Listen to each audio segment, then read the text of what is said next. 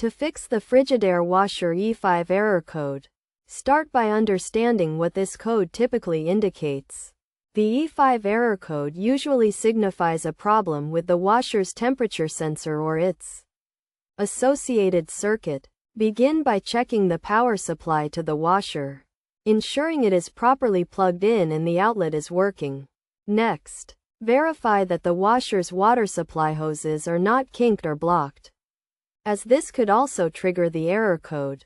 Now, focus on the temperature sensor, which is usually located behind the washer's control panel. Check the sensor's wiring and connections for any signs of damage or corrosion. If you find any issues, repair or replace the wiring as needed. If the sensor itself appears to be the problem, you may need to replace it.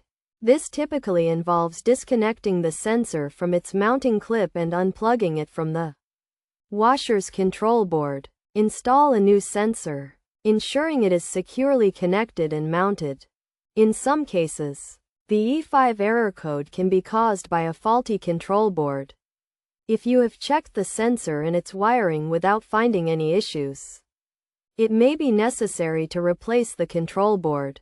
This is a more complex process and may require the assistance of a professional.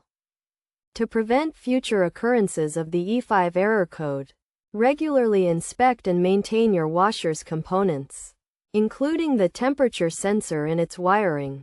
Additionally, ensure the washer is properly installed and leveled, as improper installation can put unnecessary stress on the washer's components.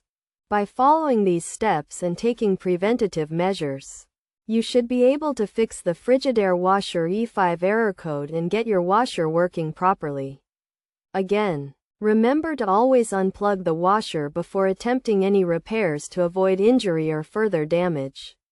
If you are not comfortable with DIY repairs, it is recommended to consult a professional appliance technician for assistance.